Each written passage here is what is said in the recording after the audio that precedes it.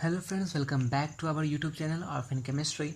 Feel positive with chemistry and get all the solution here. दोस्तों, आज मैं आप लोगों के सामने में एक नया topic nucleophilic aromatic substitution reaction के बारे में बताने जा रहा हूँ। हमने इससे पहले के वीडियोस में एलिफैटिक न्यूक्लियोफिलिक सब्स्टिट्यूशन रिएक्शन के बारे में पढ़ा, जिसमें हम लोगों ने SN1, SN2, SNI, mix SN1, SN2, NGP, pi and sigma bond, इन सभी के बारे में हम लोगों ने अच्छे से पढ़ा। अब जो ये टॉपिक है उसमें हम लोग पढ़ने जा रहे हैं कि सब्स्टिट्यूशन रिएक्शन कैसे होता है एरोमेटिक रिंग में वाया न्यूक्लियोफाइल। इसके साथ साथ हम लोग इसका मैकेनिज्म देखेंगे, काइनेटिक्स देखेंगे, एनर्जी प्रोफाइल डायग्राम देखेंगे और ये भी देखेंगे कि सब्स्टिट्यूएंट का क्या रोल होता है न्यूक्लियोफिलिक एरोमेटिक सब्स्टिट्यूशन रिएक्शन में, और इनको किनकी नामों से भी जानते हैं। तो इन सभी के बारे में हम लोग जानेंगे। तो इस टॉपिक में आगे बढ़ने से पहले आप लोग वीडियो को लाइक कीजिए, अब तक सब्सक्राइब नहीं किए तो सब्सक्राइब कीजिए और हमारे वीडियोस को शेयर भी कीजिए अपने दोस्तों के बीच। तो चलिए आगे बढ़ते हैं हमारे न्यू टॉपिक की तरफ, न्यूक्लियोफिलिक एरोमेटिक सब्स्टिट्यूशन। तो हम लोग पढ़ते हैं न्यूक्लियोफिलिक एरोमेटिक सब्स्टिट्यूशन रिएक्शन। इसका इंट्रोडक्शन पार्ट, ये जो हम लोगों ने लिखा है वो है इसका जनरल टाइप रिएक्शन को भी रिएक्शन का क्या होता है। एक सबस्ट्रेट होता है, एक अटैकिंग रिएजेंट होता है और हमारा प्रोडक्ट बनकर आता है। तो सबस्ट्रेट में हमारा क्या रहेगा, न्यूक्लियोफिलिक एरोमेटिक सब्स्टिट्यूशन रिएक्शन में aryl halide as a substrate रहेगा, ठीक है। अटैकिंग रिएजेंट में चूंकि वाया न्यूक्लियोफिलिक है सब्स्टिट्यूशन रिएक्शन, तो nucleophile as a attacking reagent होगा और वो कैसा होगा, स्ट्रॉन्गर न्यूक्लियोफाइल होगा। क्यों स्ट्रॉन्गर न्यूक्लियोफाइल होगा वो हम लोग आगे पता करेंगे। तो एराइल हैलाइड जो होगा वो दो टाइप का मेनली हम लोग देखते हैं। पहला होता है कि जो नॉर्मल टाइप का हम लोग देखते हैं, क्लोरोबेंजीन, ब्रोमोबेंजीन, आयोडोबेंजीन, ये सब। और दूसरा होता है एक्टिवेटेड एराइल हैलाइड, ठीक है। तो हमने दोनों के बारे में डिस्कस करना है कि कौन सबसे बेहतर होता है। चूँकि एराइल हैलाइड वो बहुत लेस रिएक्टिव है न्यूक्लियोफिलिक एरोमेटिक सब्स्टिट्यूशन के लिए, जबकि एक्टिवेटेड एराइल हैलाइड बहुत ज़्यादा अच्छा प्रोडक्ट देता है। तो क्यों एराइल हैलाइड जो है वो लेस रिएक्टिव है, इसके बारे में जानने की कोशिश करें तो हम लोगों ने इसका रेजोनेटिंग स्ट्रक्चर बनाया है, जिसमें इन पांचों रेजोनेटिंग स्ट्रक्चर में हम लोग देख सकते हैं कि 3 रेजोनेटिंग स्ट्रक्चर में कार्बन क्लोरीन के बीच में partial double bond character show हो रहा है। अब ये डबल बॉन्ड से क्या मतलब है, चूँकि जब न्यूक्लियोफाइल अटैक करेगा तो उस कार्बन पर अटैक करेगा जिस कार्बन से क्लोरीन ग्रुप जुड़ा हुआ है, इस पे अटैक करेगा। और अगर ये एक तो इलेक्ट्रोफाइल को दिक्कत होगा यहाँ पे अटैक करने के लिए, अगर कार्बन और क्लोरीन के बीच में डबल बॉन्ड होगा तो इनके बीच का जो इलेक्ट्रॉन डेंसिटी होगा वो न्यूक्लियोफाइल को यहाँ पर अटैक होने से रोकेगा, दिक्कत देगा। तो इस वजह से जो है वो लेस रिएक्टिव होता है। और हम लोग ये देख भी रहे हैं कि यहाँ पे 5 रेजोनेटिंग स्ट्रक्चर में से 3 में क्या है, कार्बन और क्लोरीन के बीच में डबल बॉन्ड कैरेक्टर आ जाता है। और यहाँ एक चीज़ और देखने वाली बात है कि जब इसका रेजोनेटिंग स्ट्रक्चर हम लोग बना रहे हैं तो ऑर्थो पे, पैरा पे और यहाँ यानी कि दोनों ऑर्थो पोजीशन पे और पैरा पोजीशन पे इलेक्ट्रॉन डेंसिटी इंक्रीज हो रहा है। तो अब एक्टिवेटेड एराइल हैलाइड्स का मतलब क्या है, वो कि कोई ऐसा ग्रुप लगा देंगे, सब्स्टिट्यूट कर देंगे इस रिंग में जो कि इसके इलेक्ट्रॉन डेंसिटी को कम कर देगा। कम ही क्यों करेगा, कम इसलिए कर देगा क्योंकि हमारा ये रिएक्शन का रिक्वायरमेंट है।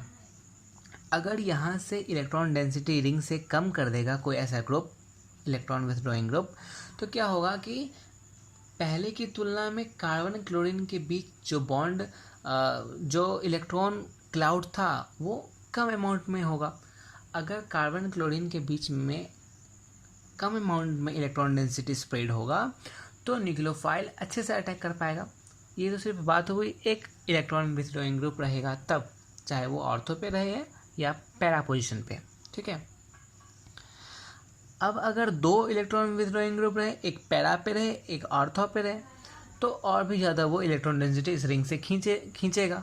इस वजह से और लेस अमाउंट में कार्बन और क्लोरीन के बीच में चार्ज डेंसिटी होगा, तो उसकी पहले वाले की तुलना में न्यूक्लियोफाइल और भी अच्छे से अटैक कर पाएगा। यानी कि जितना ज़्यादा हम लोग इलेक्ट्रॉन विथड्रॉइंग ग्रुप लगाते हैं इस रिंग में, उस पोजीशन पे जिस पोजीशन पे इलेक्ट्रॉन डेंसिटी इंक्रीज हो रहा है, जहाँ पे ऑर्थो और पैरा पे, चूँकि यहाँ पे मेटा पे कोई भी इलेक्ट्रॉन डेंसिटी ना इंक्रीज हो रहा है ना डिक्रीज हो रहा है, तो ऑर्थो और पैरा पोजीशन पे हम लोग ऐसे ग्रुप को लगाते हैं जो कि रिंग से इलेक्ट्रॉन डेंसिटी को खींच लेता है। इससे क्या होता है, कार्बन और क्लोरीन के बीच का जो electron density in double bond character जो बन रहा था वो अब लेस अमाउंट में बनेगा। लेस अमाउंट में बनेगा तो न्यूक्लियोफाइल अच्छे से यहाँ पे अटैक होगा, और अटैक होगा तो अच्छा प्रोडक्ट भी बनेगा हमारा।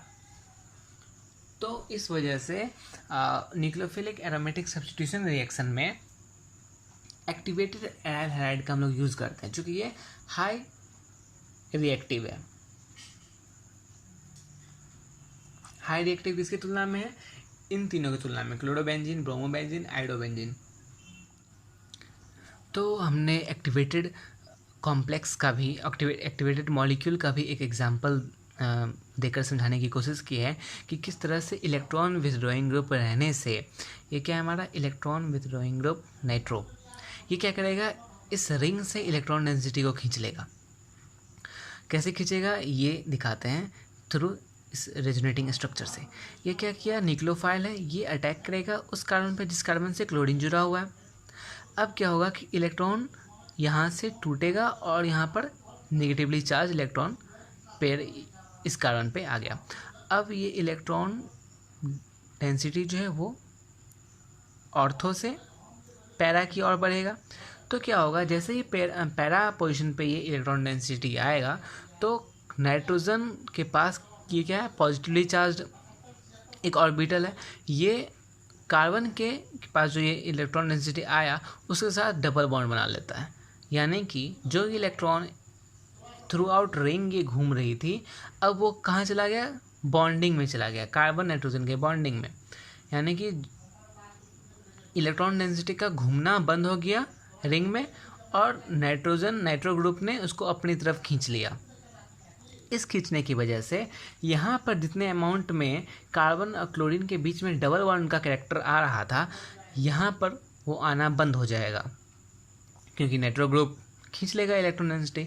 अब सोच कर देखिए, अगर हम लोग यहाँ पर भी एक नाइट्रो ग्रुप लगा देते हैं इस ऑर्थो पोजीशन पे यहाँ पर, तो ये क्या करेगा, ये वाला नाइट्रो ग्रुप, यहाँ जो नाइट्रो ग्रुप होना होगा वो इलेक्ट्रॉन डेंसिटी खींच लेगा। तो इसका मतलब हुआ कि जितने ज़्यादा हम लोग नाइट्रो ग्रुप लगाते जाएंगे, इलेक्ट्रॉन विथड्रॉइंग ग्रुप लगाते जाएंगे, वो क्या करेगा, मोर फेवरेबल कर देगा इस न्यूक्लियोफाइल को यहाँ पर अटैक होने के लिए। तो इस तरह से एक्टिवेटेड जो है क्लोरो एराइल हैलाइड जो है वो वर्क करता है। ये हमने एग्जाम्पल के थ्रू समझाने की कोशिश की है कि कैसे नॉर्मल क्लोरोबेंजीन जो है वो रिएक्शन नहीं करता है नॉर्मल कंडीशन पे, जबकि 2,4-डाइनाइट्रो क्लोरोबेंजीन जो है वो प्रोडक्ट देता है। ये हमारा एक्टिवेटेड का एग्जाम्पल है और ये नॉर्मल क्लोरोबेंजीन का रिएक्शन है। दोनों का रिएजेंट सेम है, सॉल्यूशन सेम है, लेकिन प्रोडक्ट क्या है, डिफर है। ये हमें रिएक्शन दिखाता है जबकि ये नहीं दिखाता है। ऐसा बस इसी वजह से है क्योंकि यहाँ पर बहुत ज़्यादा एनर्जी की रिक्वायरमेंट्स होगी इंटरमीडिएट स्टेप में, और सिर्फ नाइट्रो ग्रुप के हो जाने से, चूँकि ये इलेक्ट्रॉन डेंसिटी यहाँ से खींच लेता है और कार्बन क्लोरीन के बीच में लेस अमाउंट ऑफ का डबल बॉन्ड कैरेक्टर का फॉर्मेशन हो पाता है और न्यूक्लियोफाइल अच्छे से अटैक कर पाता है। इस वजह से हमें ये प्रोडक्ट जो है वो मिला। अब हम लोग चलते हैं इसके मैकेनिज़्म की तरफ कि इस रिएक्शन का मैकेनिज़्म कैसा है एरोमेटिक न्यूक्लियोफिलिक सब्स्टिट्यूशन का। तो हम लोग मैकेनिज़्म के बारे में चर्चा की जाए तो फर्स्ट स्टेप जो होगा वो क्या होगा, पहला स्टेप जो होगा वो क्या होगा कि न्यूक्लियोफाइल का अटैक होगा उस कार्बन पे जिस कार्बन से लिविंग ग्रुप जुड़ा हुआ है, और जैसे ही अटैक होगा तो इन स्टेप से होकर एक ऐसा कॉम्प्लेक्स का फॉर्मेशन करेगा जिसको बोलते हैं मेस्नाइमर कॉम्प्लेक्स। तो इस कॉम्प्लेक्स का फॉर्मेशन होता है फर्स्ट स्टेप में। और दूसरा स्टेप जो होता है वो होता है loss of an anion X minus regenerate an aromatic system, यानी कि ये वाला X जो है वो यहाँ से लीव कर जाता है। कैसे लीव कर जाता है? तो हम लोगों ने जो देखा था मेसेनाइमर कॉम्प्लेक्स, उसमें क्या था, सबसे लास्ट वाला जो रेजोनेटिंग स्ट्रक्चर था उसमें यहाँ पर इस ऑर्थो पोजीशन पे एक चार्ज डेंसिटी थी, इलेक्ट्रॉन डेंसिटी। वो जैसे ही यहाँ पे अटैक करेगा कार्बन क्लोरीन का ये बॉन्ड टूट जाएगा और क्लोरीन यहाँ से लीव कर जाएगा, या फिर हेलोजन जो भी ग्रुप जुड़ा होगा वो यहाँ से लीव कर जाएगा और हमें एरोमेटिक न्यूक्लियोफिलिक सब्स्टिट्यूशन रिएक्शन का प्रोडक्ट फाइनली मिल जाएगा। अब इस टोटल रिएक्शन से और मैकेनिज्म से जो हमें कुछ बातें सामने आई है उसको मैं यहाँ पे लिख देता हूँ। जैसे कि वाई का जो इन्वॉल्वमेंट था, यानी कि न्यूक्लियोफाइल का जो इन्वॉल्वमेंट था वो फर्स्ट स्टेप में ही था, यानी कि फर्स्ट स्टेप में न्यूक्लियोफाइल अटैक कर रहा था और एक मेसेनाइमर कॉम्प्लेक्स का फॉर्मेशन कर रहा था। तो वो फर्स्ट स्टेप में इन्वॉल्वमेंट ही जो है वो रेट डिटरमाइनिंग स्टेप था, और रेट डिटरमाइनिंग स्टेप में अगर न्यूक्लियोफाइल का इन्वॉल्वमेंट है तो ये सेकेंड ऑर्डर काइनेटिक्स को फॉलो करेगा, सेकेंड ऑर्डर काइनेटिक्स को फॉलो करेगा जिस तरह से SN2 रिएक्शन फॉलो कर रहा था। दूसरी बात क्या है कि जितनी ज़्यादा अटैकिंग एजेंट न्यूक्लियोफिलिक होगी रिएक्शन उतना ज़्यादा फास्टर होगा। The more nucleophilic the attacking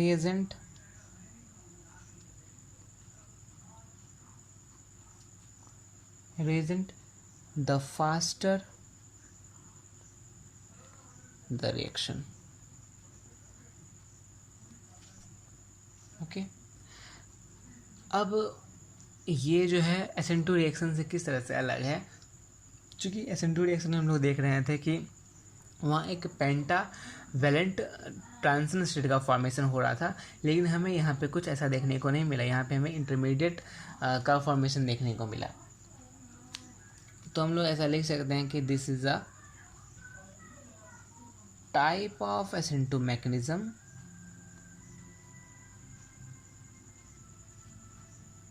okay, लेकिन ये क्या है, unable to pass through transition state, जो कि क्या था, पेंटावेलेंट था।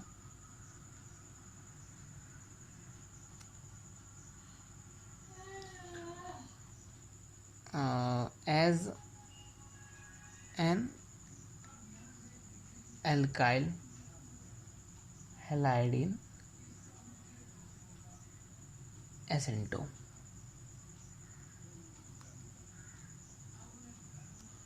इस एरोमेटिक न्यूक्लियोफिलिक सब्स्टिट्यूशन को हम लोग SNAR के नाम से जानते हैं, और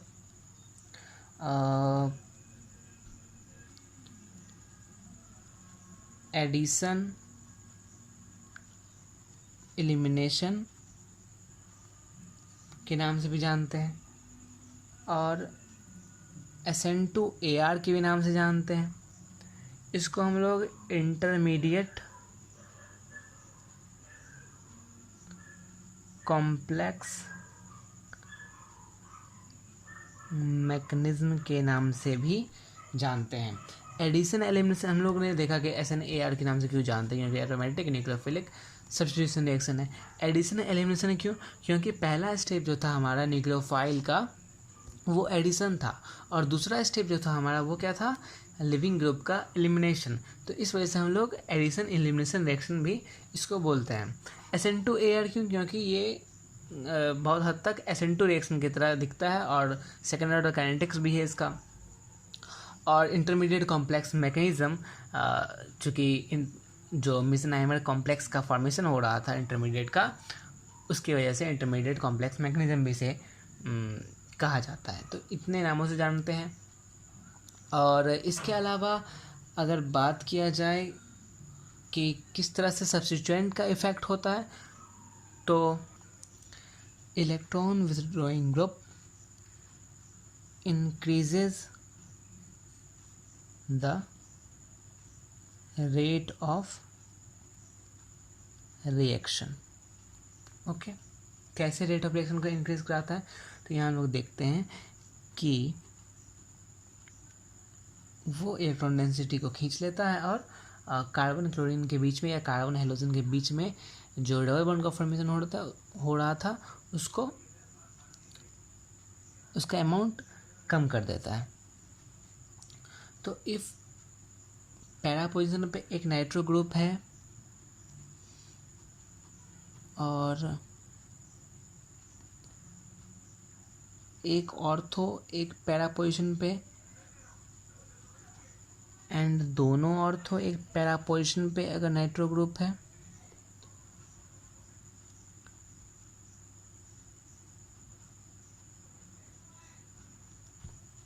तो हम लोग को देखने की 2,4 डाइनाइट्रो क्लोरोबेंजीन है, वो 10⁵ टाइम्स ज़्यादा rate of reaction faster show करता है 4 नाइट्रो क्लोरोबेंजीन के मुकाबले।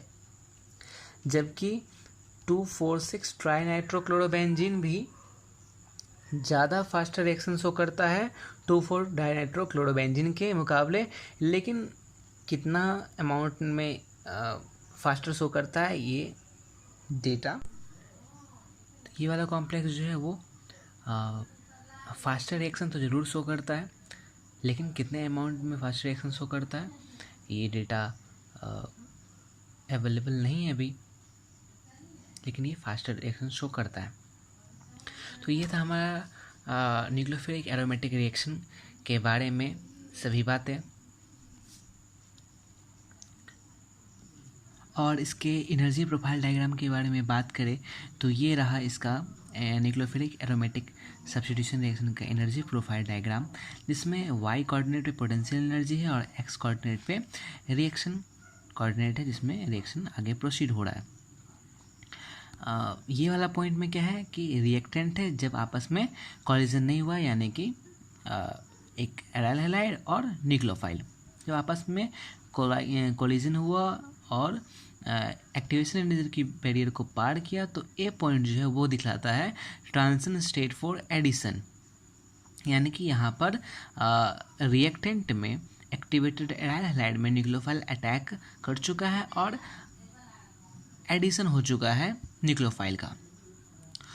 चूँकि इस पोजीशन पे एरोमेटिसिटी लॉस्ट हो जाती है एराइल हैलाइड की, इस वजह से ये इतना ज़्यादा इनर्जेटिक है और लीस्ट स्टेबल है। अब अगला वाला पॉइंट जो है बी पॉइंट, वो है हमारा इंटरमीडिएट। जो हम लोगों ने देखा मेसेनहाइमर कॉम्प्लेक्स का जो फॉर्मेशन हो रहा था वो इंटरमीडिएट है। चूँकि वो स्टेबल है, इस वजह से हमें ए पॉइंट के मुकाबले इसका एनर्जी इतना लो है।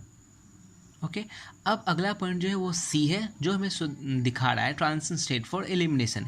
इस पोजीशन पे क्या होता है कि मेसेनहाइमर कॉम्प्लेक्स के आगे की ये पॉइंट है और इस पॉइंट पे एक्स जो है वो लिविंग ग्रुप जो है वो यहाँ से लीव कर जाता है और हमें प्रोडक्ट देता है। तो ये था हमारा energy profile diagram for nucleophilic aromatic substitution.